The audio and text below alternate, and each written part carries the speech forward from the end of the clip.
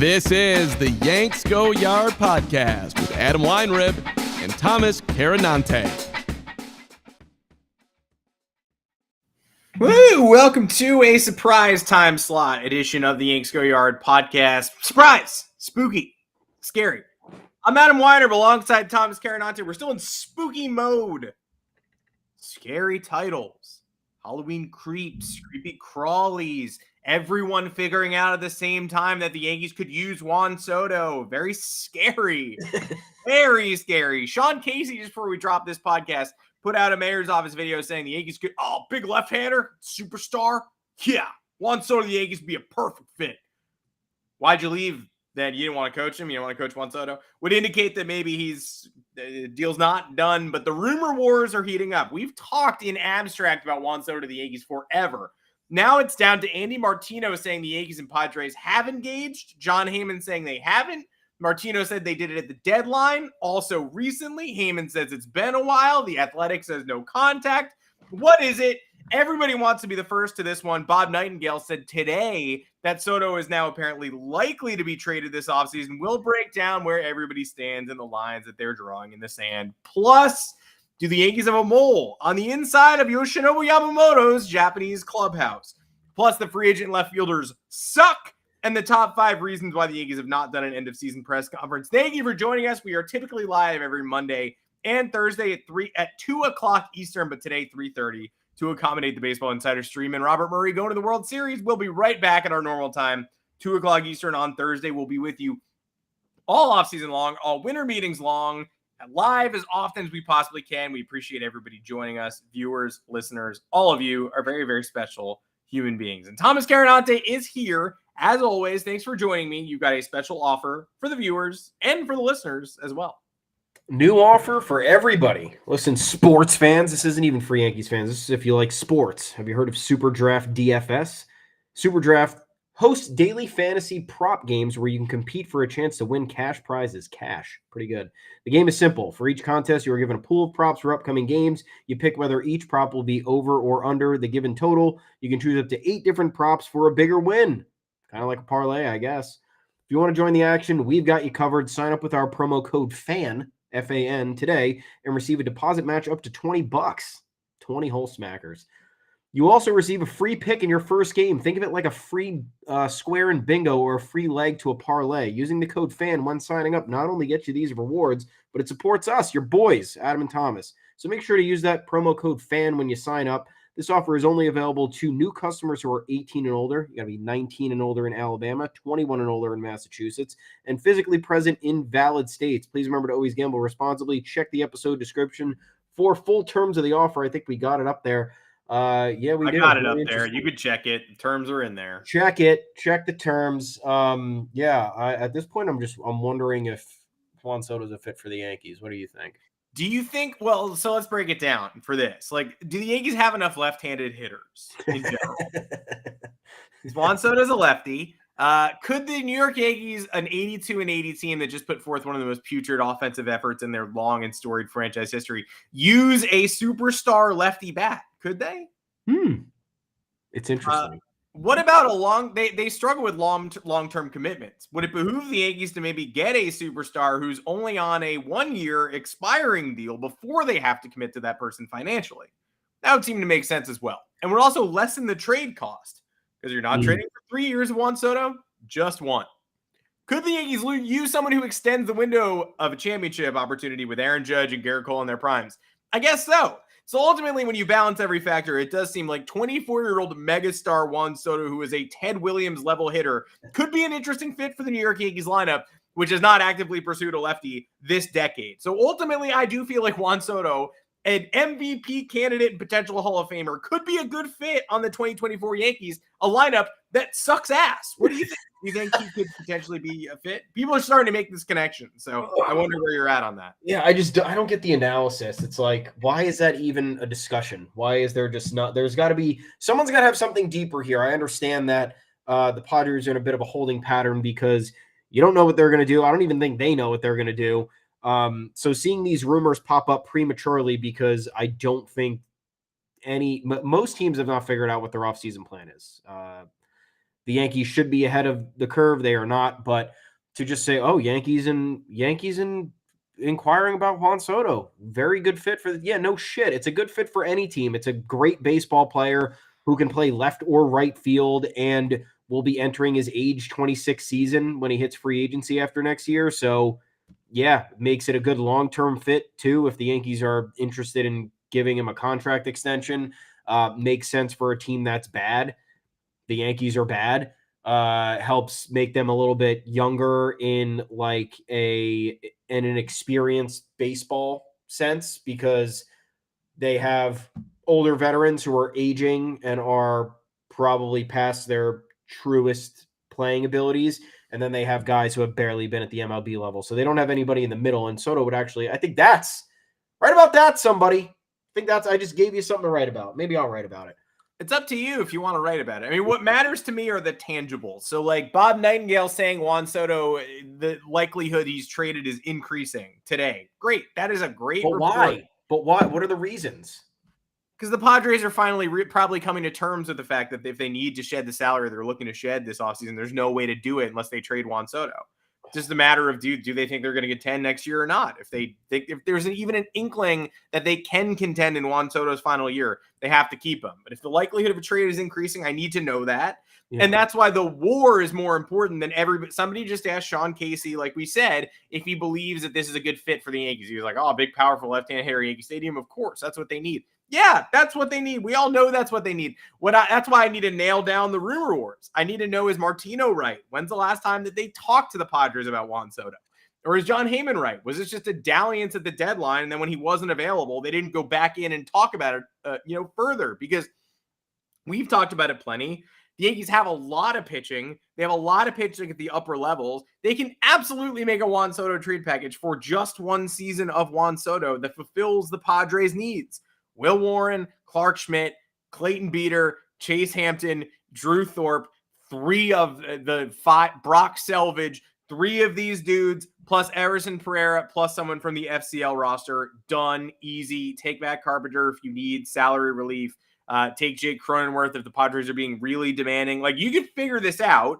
And we know the Yankees covet Juan Soto, because why wouldn't they? And we know Juan Soto is a great fit in the Bronx, because of course he is. So what we actually need to know is who's right on the timeline. Who's got the proper information? Are the Yankees currently talking to the Padres about Juan Soto? Did they check in this month? How cursory a check-in? What are we talking here? Because if Juan Soto is available, if Nightingale's right, every team should be calling the Padres about Juan Soto. The Yankees can't get left in the dust. So are they? Are they willing to be that bold? Are they interested in surrendering some of the surplus of young pitching? How involved are they? I can't wait to see who wins the rumor war, because that's much more important to me than just people saying Juan Soto could be a great fit. Yeah, yes. There's no better fit. Ronald Acuna would be a great fit. There's actually never been a better fit. There actually might never have been a better fit during the recent era of Yankees baseball than just picking up Juan Soto and plopping him on the roster. Now tell me how to make it happen. What do the Padres seek? Are we being foolish when we say they're looking for pitching? Don't give me screenshots of that trade machine. That thing is insane. That thing has like good players on long-term contracts as negative value. Juan Soto does not subtract. He's not worth negative 19.7 nebulous money in trade or whatever. Just go tell me what the Padres want, what they're looking for. Are their doors open? How many times has Brian Cashman called their voicemail? And is he still in Japan? That trade machine was developed by one of the worst GMs ever on the dark web. I hate that thing. Stop screenshotting it. No, the GMs are not just sending each other screenshots of the trade machine back and forth until they consummate a major deal. And again, if you have a group chat of that, Jake Cronenworth is probably like a negative 100. So if you put him in this trade, it's like, oh my God, the Yankees are getting fleeced. Juan Soto and Jake Cronenworth for 3 prospects. Oh, Brock Selvage is a 12. How could they give up Brock Selvage for Juan Soto? I would love to see a group chat of the GMs just screenshotting these things back. Hey, just punch this in. Did you guys know that Juan Soto is actually a negative 300 meaningless stat? That could actually balance out this trade, guys. I need a reason why the Padres are going to trade him, and the payroll stuff. It makes sense for every team wants to cut payroll every year, especially after they've ended a year in disappointing fashion and the hopes aren't as high going into the next season. The problem here is that they don't need to cut payroll because the payroll number is not finalized until the last day of the regular season. So the Padres can hang on to Juan Soto until next year's trade deadline and figure out a way to cut more payroll when teams are dead. And they actually might be it might be the more logical decision for them to do it that way because look, they already traded all their assets for 2.5 years of Juan Soto. That's done. They're probably not going to get a third of that in return now because of his increasing salary and his and the fact that he's closer to free agency. But what they could do is wait it out until the trade deadline, and then if you really want to shed payroll, then you say, you know what, we'll limit the prospect package in return.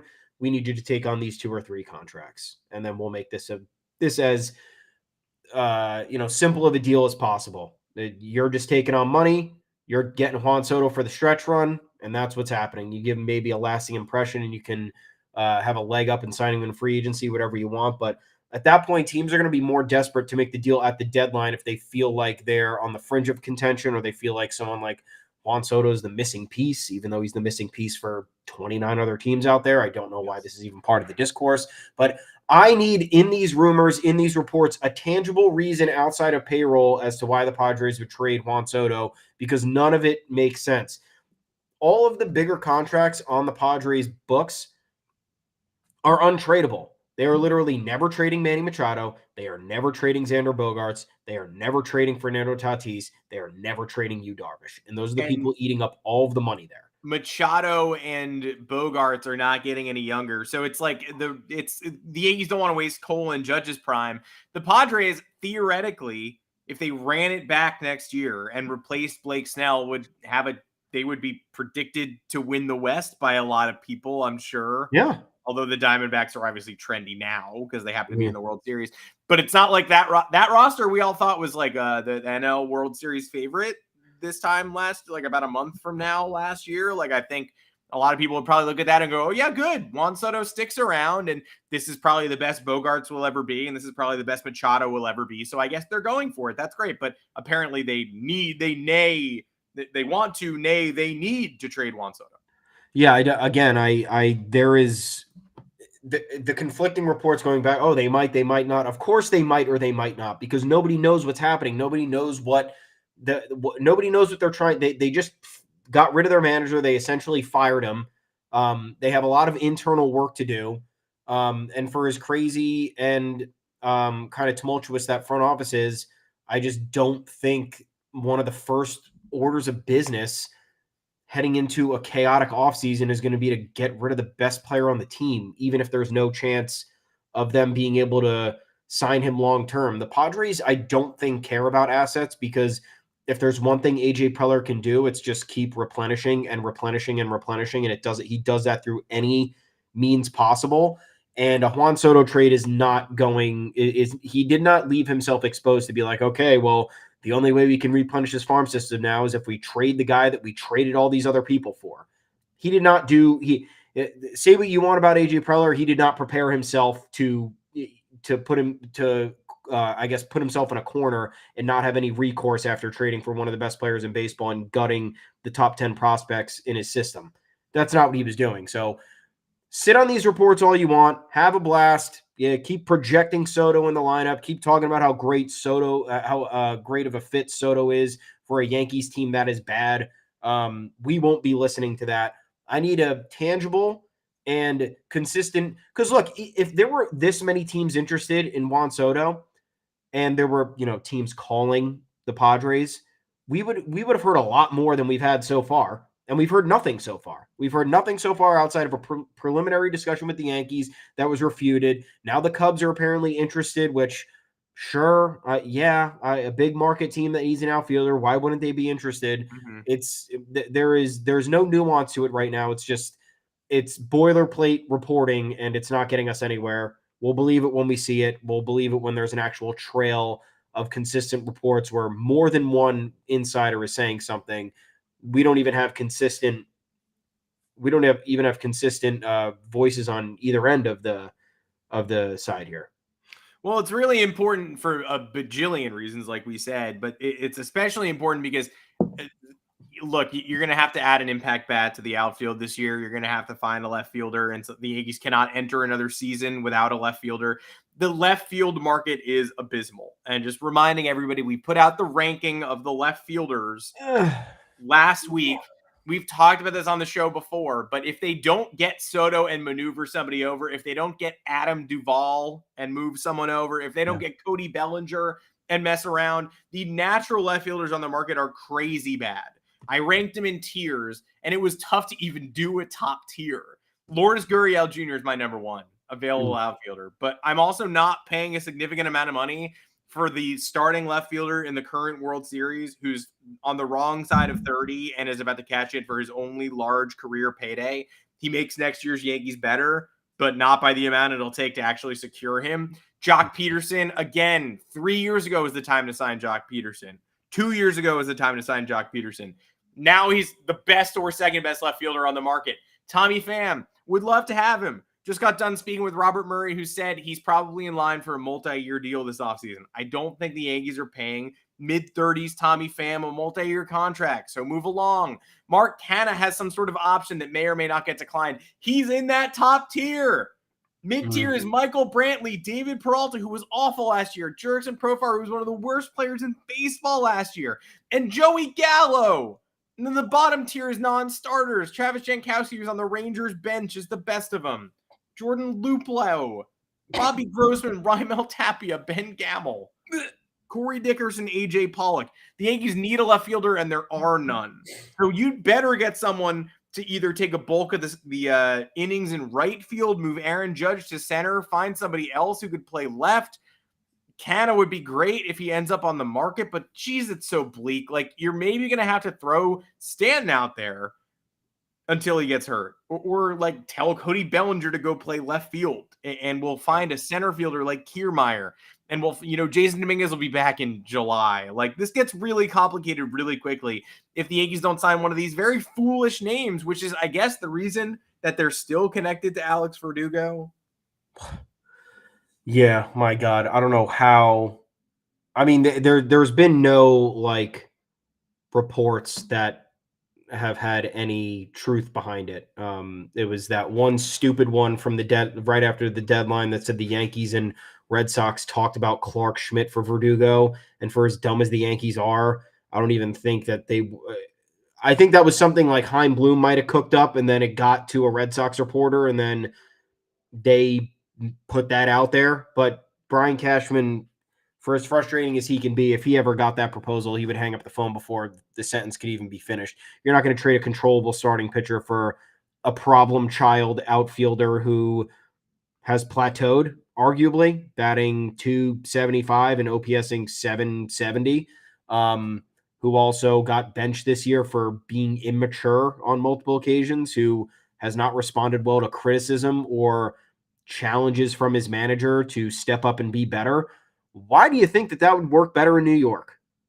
Why do you think that? I don't know. Talking Yanks mentioned it. They had an episode up last week about the possibility of trading Gleyber Torres, which, I think the entire Yankees community has been wondering and talking about for the better part of a year and a half now.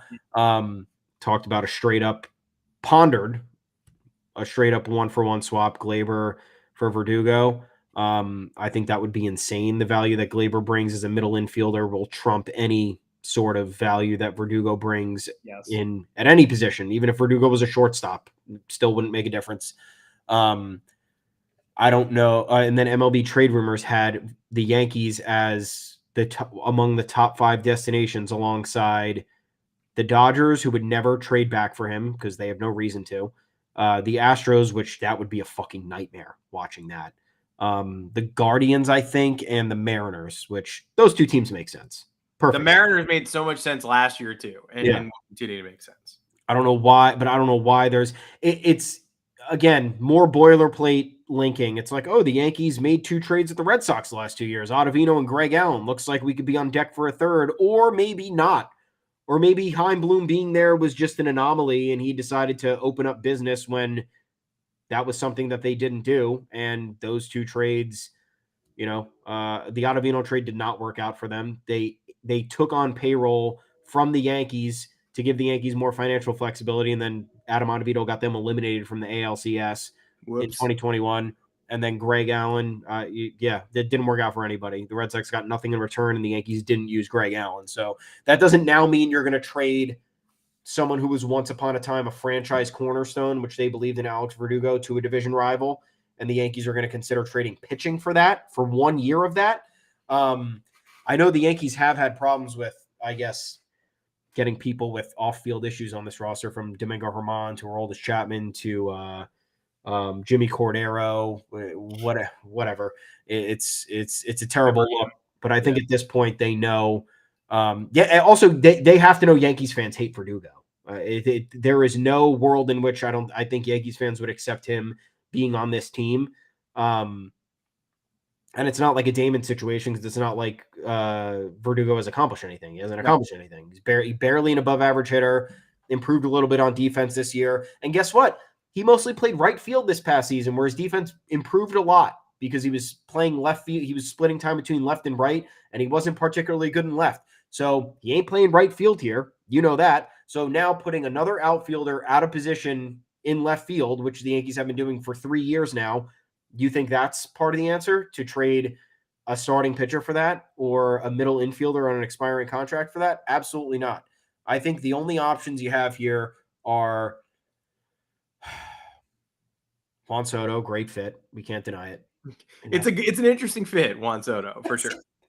I think a logical possible fit is Mike Yastrzemski. I know the Giants are going to have to make a lot of moves this offseason. I think maybe recouping some value for him. He's going to make almost $8 million this year. They could free up some finances because they're going to have to make a lot of moves. And that's really, I think this has to come via trade, because I don't know who else you're going to go after in free agency. Like you said, you rank all those players in tiers, and tier 1 was abysmal. It had me in tears. Ranking the players in tiers had me in tears. While you were in tears. They're like, at this point, I hate to say it, I would rather just have Jake Bauers out there than Alex Verdugo. I would. What the fuck? Yeah, I'd rather have Jake Bauers in the outfield than Alex Verdugo on the Yankees, because you're going to have to trade something of note for Verdugo, and then you're going to have to watch Verdugo. And imagine Verdugo in this media market. It would be a disaster. The amount of shit that he'd be terrible. The craziest part to me is that they would have to trade something of value for Verdugo, because right now he's like as good as gone in Boston. Yeah. And we saw this week, like Andy Martino talking about, like, hey, people, if you need catching, you should ask the Yankees about Kyle Higashioka. Like, or you could wait 4 days because he's getting non-tendered. Like, he's not making this roster. The Red Sox, if they can't trade Verdugo, would probably just DFA him, so you can sweat them out. Get in a sauna with the Red Sox. You think they would non-tender him? We're not surrendering assets for this man. Like, who you're obviously going to try to trade him, but you could theoretically non-tender him. I don't know, man. Like, Ben Rortvedt is a trade candidate. Kyle Higashioka is not a trade candidate. You also got to look at Minnesota yet again, for a left fielder. Jorge Polanco could play everywhere. He's an option. Max Kepler was last year. Then finally had the season of his dreams. I thought he played right field. He does, but there are no left fielders. You have to move somebody anyway. Like Alex Kirilloff. Like, you got these Twins candidates. You got more Twins outfielders you could shake a stick at. We'll have to figure it. I hate baseball. Like, all these options stink. They smell. It's like Yastrzemski. He plays all 3 outfield positions. I think he's a free agent after next year, or after 2025. Okay. He's also aging. He's aging, but that's fine. Like, it's either you're getting somebody who could stay here for at least 2 years and provide defensive flexibility or depth off the bench. So, like, maybe next year, or maybe in 2025, Yastrzemski is the 4th outfielder and is playing all over in the event of an injury, or when Aaron Boone, when he's still here in fucking 2028, is giving guys days off, and Mike Yastrzemski can pop again. Great. So it's either you get somebody, you do not get a 1-year flyer here, unless it's Juan Soto, because again, great fit, great player. Or Alex Verdugo, amazing. There shouldn't be any in between. You should be getting somebody who has some sort of long-term outlook here, or you should be getting somebody who could provide you to stop having to do this merry-go-round. Every year we're questioning the outfielders. Outfielder is the most expendable position in the entire sport. The Yankees should not have a problem filling their outfield out, especially when Aaron Judge is one of them. So in theory, you only have to find 2 outfielders here, and they have to be okay. And you will have Dominguez back at some point. You'll have Dominguez back by July, which is great. So now, I guess, who even else is here still? I don't even care about this team right now. I don't even Jake Bauers out there in left. Your boy Oswaldo's here. Everson Pereira's here. Okay, Pereira. Yeah. Okay. Whatever. I mean, just get 2 guys. I don't know what it's going to take, but it's got to come from the trade market because free agency will be. Usually, you'd have the veteran option on free agency, or be like, you know what, we'll sign this guy to a 1-year deal. He's going to be able to get it done for us, or we'll give him a 1-year deal with an option. Great. There are none of those guys. And like you said, Jock Peterson is probably that, but I think the ship has sailed there. He made the qualifying offer last year too. So if you're like, oh, we could do Jock Peterson at 10 mil or whatever. No, you can't. He made 19.75 million last year. He's not looking to get he's not, hey, Jock, we'd love for you to come to the Yankees and we'd love you to cut your salary in half. Okay, cool. Double middle fingers to the sky. Like, that's not how negotiations work. After you've had like an all-star caliber year, he would say, okay, I'm going to not do that. I'm going to go to a team that values me and wants to pay me more for multiple seasons. Perhaps I'll even stay in San Francisco so they can trade Mike Yastrzemski to the New York Yankees. These are options, but not that top tier. I mean, Lourdes Gurriel Jr., great player, impact player, defense, like he's going to make like 4 years, $72 million this offseason. Yeah. And he's, aging. So somebody wants to pay him that. Best of luck. The Blue Jays could get him back, as Olivia Rodrigo says. He's not even a free agent. What about Jake Fraley? I don't know. Think the Reds would trade him?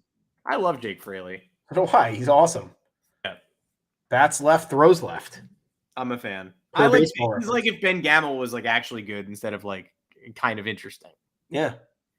Let's trade. Let's get on the Jake Fraley, Mike Yastrzemski trains. At the same time, Jake Fraley was somehow worth under 1 WAR last year. Like maybe if he's under the microscope, you're like, oh, come on. I want none of these Twins guys. None of them. No, not even a little bit. Clint Frazier on the White Sox, only making $900K. Is that Jackson Frazier or is that a different guy? It says Clint on the updated MLB trade rumors. It could be a different guy. Maybe maybe Jackson has retired and we can go grab Clint. How do we have the most arbitration eligible players? That seems insane to me. Everything is insane. We have 17. The next closest team is the Rays with 16. Arbitrator licking his lips coming to the Bronx. Yeah. Arbitrator being like, I can't wait to set dollar values and permutations on these fellows. Randy Levine calling the guy being like, put Glaber's value extremely high. We don't want him. Don't want to scream at him. Make Glaber's $22 million. Make it crazy. Make it kooky. Yeah, this is going to be really fugly. And the offseason starts very soon, 5 days after the World Series ends. The GM meetings are in Arizona next week. We're going to get tangible details, hopefully. Yoshinobu Yamamoto is going to steal the headlines for sure, considering he's the best pitcher on the market, probably, and he's got an air of mystery around him because he's in Japan, and nobody knows much about him other than the fact that he's going to approach $200 million in salary, and he's a potential 25-year-old ace. Do the Yankees have an ace in the hole in their pursuit of Yamamoto? Who knows? Certainly feels like the Mets are out in front here. Kodai Senga wants him. He and Kodai Senga share an agent. Kodai Senga says no problem with sharing a clubhouse with another Japanese player as long as it's Yamamoto. So throw that custom out the window. Clearly no issue there. The Giants claim they won't be outbid on the players they want, so the Yankees might be in third place financially. But Yamamoto's locker mate, Frank Schwindel, in Japan with the Oryx Buffaloes, grew up a Yankee fan, played with the Cubbies, and in a report this week, a story about how Yamamoto's teammates believe he's primed for big league success. Schwindel says he asked him over and over again what it's like to play in the bigs, what the best stadiums are, etc. Schwindel said, I'm biased. I grew up a Yankee fan. So he has had a Yankee fan and trusted teammate and trusted locker mate in his ear all year long saying, Yankees, Yankees, you should play for the Yankees. Got that mystique, got that aura, got that clubhouse. That's not nothing, but what you can't rely on entering free agency is you should take less to play for us because your 1 year teammate and friend, or even locker mate, I don't know if they're that close, said he loved the Yankees growing up. I don't know if that's going to trump Kodai Senga. I don't know if that's going to trump the highest bid. It's a fun thing to read at the end of October before the offseason opens. But if Frank Schwindel, who never played for the Yankees, dictates the Yankees' pursuit of Yamamoto, my jaw would fall through the floor and enter the apartment below, at which point they would be screaming, "There is a jaw in my house." Imagine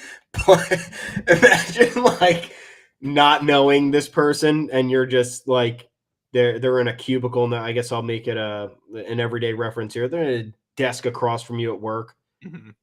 And you're, thinking about leaving your job, and they're like, "Oh, you know where a great place to go is? Wisconsin. I grew up there. It was awesome. I'm from there. Fuck, I never thought about going to Wisconsin. You know what? I'll start looking for jobs in Wisconsin, and that's what I'm going to. Thanks so much. You keep saying this to me every day. Like I definitely understand you're from Wisconsin at this point, and that will affect my future. I am going to listen to you. Thank you for letting me know of another geographical location that is helpful in my search. Yeah. Hey, did anybody get the salmon for lunch? Because it's sitting in the break room. I'm from Wisconsin. Again, we got a task at hand here, so that's great. File that one away. But yeah, I don't know. I think if Frank Schwindel has this pull, he's got a future as a scout. I mean, that's or a special advisor on a front office. That's the end of it. Livingston, New Jersey, not too far from where I grew up. Went to St. John's, pretty cool. Yeah, I don't know. I don't know. It is cool. It is very much cool to read about this.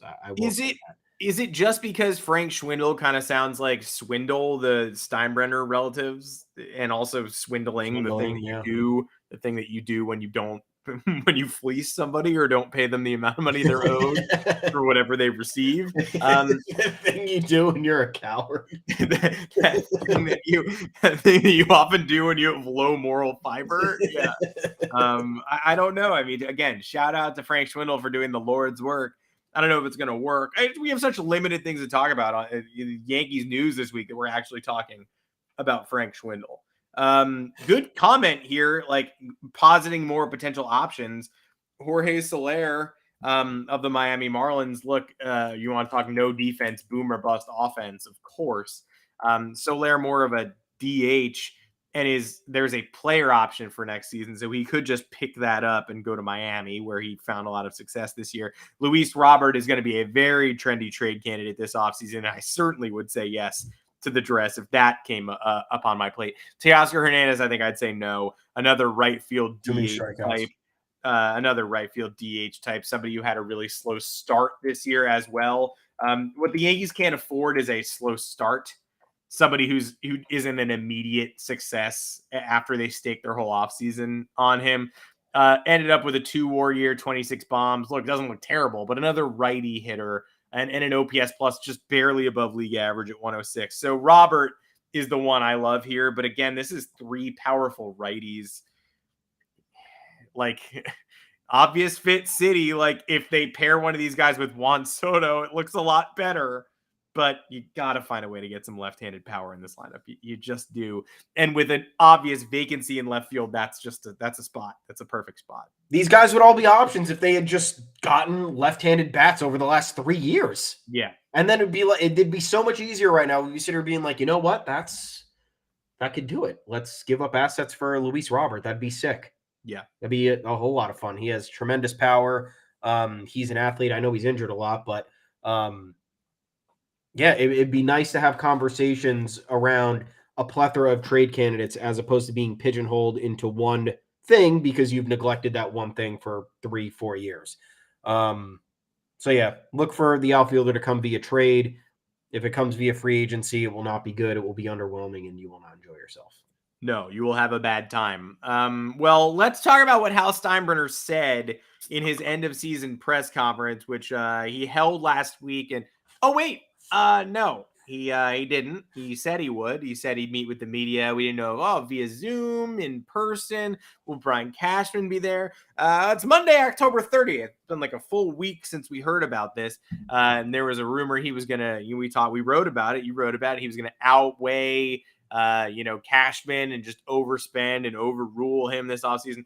It would be great if somebody asked him about that. It would be great if somebody asked him about their Jordan Montgomery evaluation. It would be great if someone asked him about their Bryce Harper pursuit.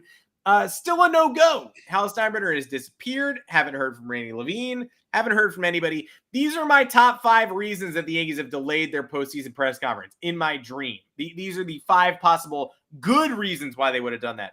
Number 5, Hal Steinbrenner still practicing how to pronounce Yamamoto. Got to get it right before he gets to the podium. Number 4, Hal and Brian Cashman both got stuck in a meat locker, and it's really hard. Those are heavy doors. So if you don't have a friend with the key or your phone's dying, it's hard to get out of there.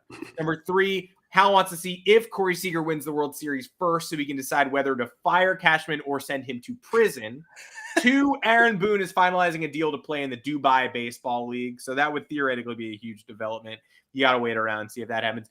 And number 1, the franchise is waiting to cross the finish line on a $16 million deal to replace their sleeve ad patch with a World Series patch. So that would obviously be huge if they're able to secure themselves a trip to the World Series just by talking to advertisers. But unless it's one of those 5 reasons, I can't find a tangible reason to still be waiting to hear from this team in a postmortem. This season ended 4 weeks ago. I didn't have a dog when the season ended. I've had a dog for a month. How have we not heard from any of these people yet? Do you have a better reason than the ones that I came up with? I mean, you know that they're delaying this because they don't want to answer any questions about the playoff run. It's and every part of your job. Part of your job is answering questions about the team that you run. It's actually the only thing that they do.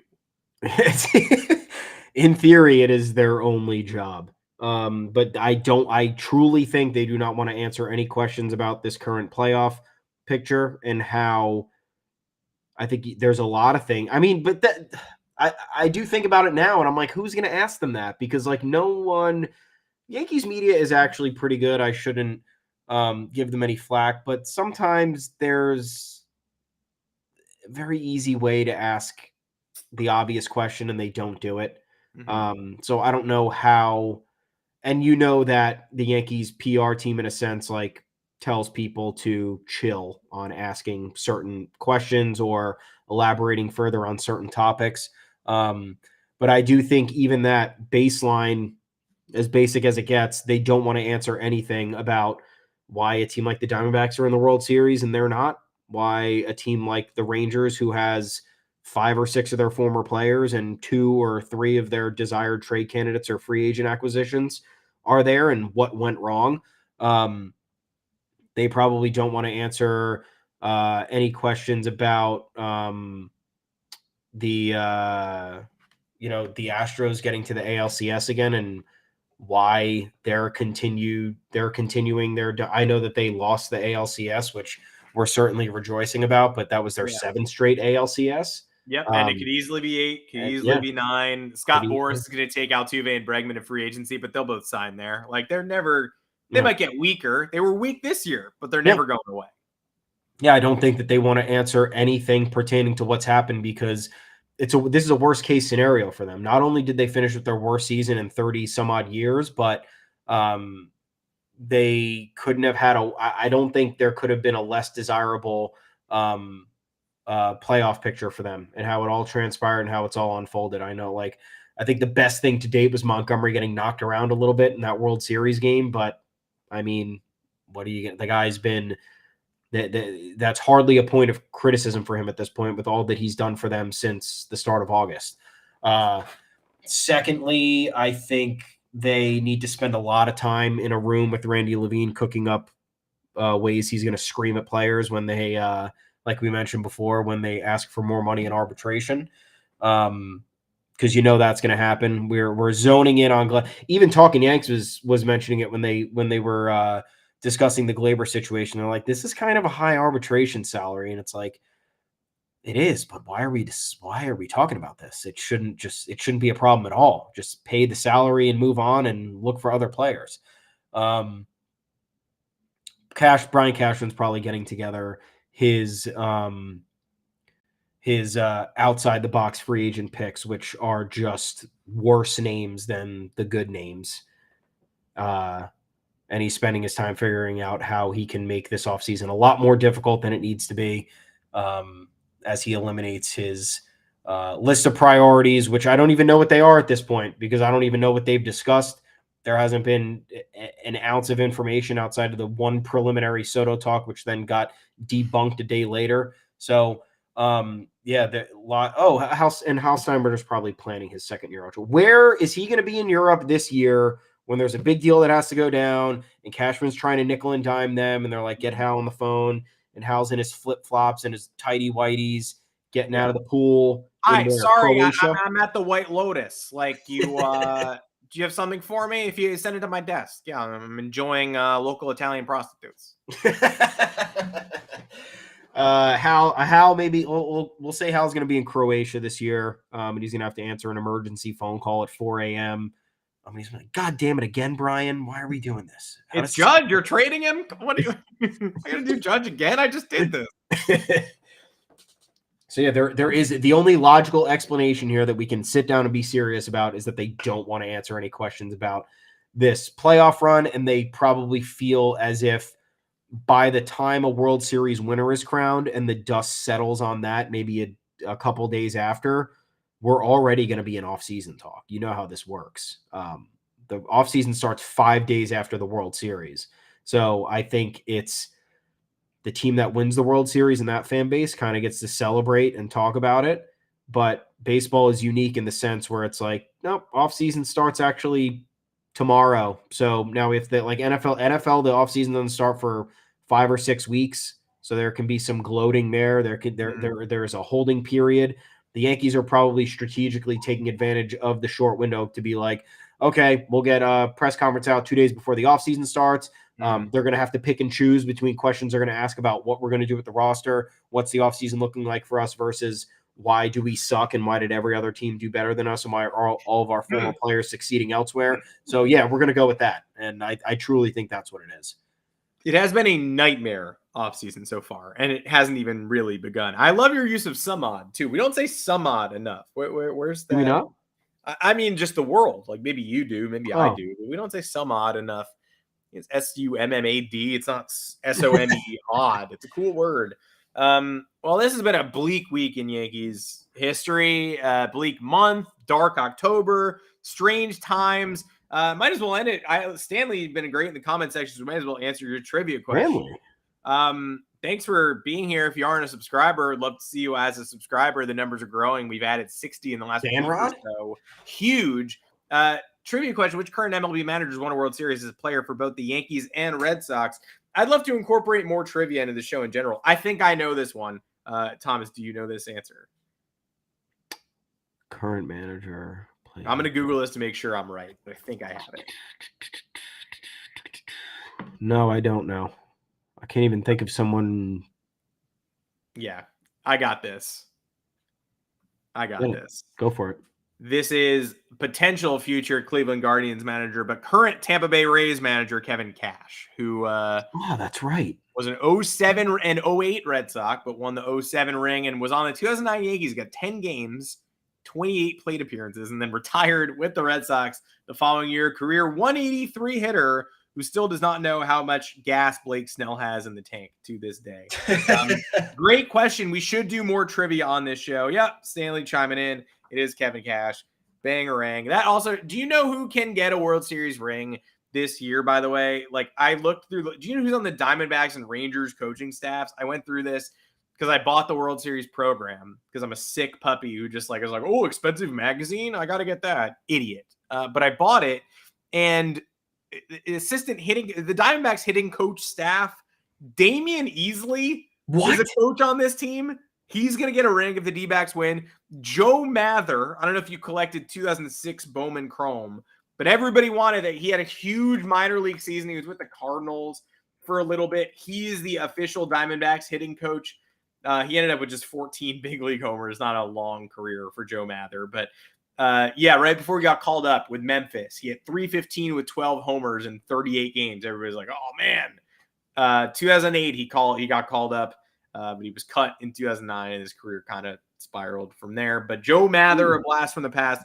And Bobby Wilson is the Rangers catching coordinator. He gets one too if the Texas Rangers win. So some real remember some guys on both sides. And Robert Murray pointed out that trying to make a Hall of Fame case for Madison Bumgarner. It's going to get another ring if the Arizona Diamondbacks win this damn thing. That'll be 4 for Madison Bumgarner. I would like to see, you know how they like waive the Hall of Fame rules? You don't have to wait so long if you die. Like, very depressing. But sometimes somebody like passes away and they're like, oh man, okay, we'll vote on them this year instead of 5 years from now. I would like to do that with Madison Bumgarner, but it's different. It's just like, hey, I know that his career didn't go the way that we all thought it would or wanted it to, but could we just induct him into the Hall of Fame, even though his numbers aren't really close? Like, I want someone to just raise their hand and be like, can't we just put him in the Hall of Fame? Come on. Age 23 through 27, like, doesn't get much better than that. Yeah, he really fucked up with that. What did he do? He got in a fucking ATV accident or some shit. His career just fell apart after the age of 29. And the numbers like aren't exceptional after 2016, but 3.32 ERA in 2017, 3.26 in 2018, 3.90, and he threw 207 and 2/3 innings in 2019. But it's like the gave it all he had award. Like, there should be a Hall of Fame award for just like a dude who like gassed it up in his 20s and then in his 30s was like, I'm going to become a dog dad now. I don't have it anymore. Like, yeah. I'm washed. Because he signs with Arizona and he's terrible, pretty bad. It's like Tim Lincecum. Bad, abysmal. Like Tim Lincecum's another one. Tim Lincecum, Johan Santana, like got the most out of their tank and then aged out of it. And that's okay. But there should be a wing of the hall for just washed dudes in their 30s. For like extremely memorable footprint on the game. Not good enough, not a Hall of Famer. But like, how are they not a Hall of Famer? Cliff that was Lee. Fernando Valenzuela too. He's in the Hall of Fame though, right? He is not. He's not? No, he's not. Same thing. Same thing. Age 20 to 26. Can't fucking touch him. Threw 285 innings one year. Yep. He threw 250 or more innings 1, 2, 3, 4, 5, 6 straight seasons. His rookie year was 192 innings. He won Cy Young and Rookie of the Year. And he was an all-star for those 6. So, like, yeah, there's another perfect example. Like, how do you not get like, how are you never remembered almost? Outside of like the lore of the team fan base. Yeah, icon in LA and not really, remembered nationally anywhere else. Ryan Howard is a great one. Chase Utley is going to be a borderline real Hall of Famer, but he belongs in this conversation. This is a great podcast for the commenter from a couple shows ago who said, why don't you talk about the rest of the teams in Major League Baseball instead of the Yankees? Which, again, would be a pretty weird rebrand for the Yanks Go Yard podcast, but at the same time, we're doing it today, and I'm enjoying it. So maybe he's right. Maybe it is a good podcast idea to abandon our very bad baseball team. But not for long, because the offseason begins in earnest 5 days after the World Series ends. We don't know when that date will be. We know it won't be a 4-game World Series. Shout out to the Answerbacks for winning Game 2. Shout out to the way this World Series has gone so far, too. Game 1 of the World Series, George W. Bush throws out the first pitch, just like he did in 2001. A 2-run homer by a lefty in the 9th ties the game, just like Tino Martinez did in 2001 Game 4. And then an oppo homer from a righty walks it off, just like Derek Jeter did in Game 4 in 2001. Yes, I know the Bush first pitch was Game 3 and the homers were Game 4, but it doesn't make it any less crazy. I'm excited to watch the rest of the World Series. I'm excited to not really learn much in terms of things the Yankees can learn. I want to watch some good baseball. I want the Yankees to go out and spend. I want the Yankees to figure this out. And it probably, their whole offseason relies upon Juan Soto. But we will see you again on Thursday. We'll see you at 2:00 on Thursday. Shout out to the comment section for being alive today. Shout out to Stanley Rodriguez, who showed up. Valued viewer. Again, hit that subscribe button. If you haven't, rate us on iTunes, Apple Podcasts. Hit us wherever. We'd love to see you and hear from you. Hit us on Twitter, which is now called X. Freaking X. Oh, man. I'm at Adam Weinreb on Twitter, which is a famous app. Thomas Carinante, where can the people find you? I'm at Tommy's_takes. We are both at the official Yanks Go Yard Twitter account, at Yanks Go Yard FS. Head on over to yanksgoyard.com. All the content there for you. We're going to have even more. The month of November is going to be a banger, and you got to be here for it. Appreciate you guys tuning in. Appreciate you guys reading. Let us know if you think Juan Soto will be a good fit on the 2024 Yankees. We're dying to know. We're trying to figure this out. Where does Trying to he get fit to the in the bottom. lineup? Where does he fit in the lineup? Potentially cleanup? I mean, even towards the middle, you'd have to think, but it's worth pondering. It is worth wondering. It will also be interesting to see if Juan Soto ends up a Yankee. It truly will be. So you guys let us know what you think about that. Get us some real trade candidates. I don't know. We dug through. We dug through free agency and the trade market. We're not finding much, which has us worried. So we got to get creative at this point. Nonetheless, have a good rest of your week. We'll talk to you again on Thursday. We'll have a lot of topics then. Maybe sprinkle some trivia. Maybe talk about the rest of the league. Who knows? You'll have to show up to find out. Could be fun. We'll do some trivia. If the comment section wants to bring some more trivia, we'll be happy to answer your questions as long as you give us the right answer because we want to know if we were right or wrong. Until Thursday, when we'll see you at 2 o'clock Eastern time, find us on all podcast platforms, and we'll see ya for another episode later this week.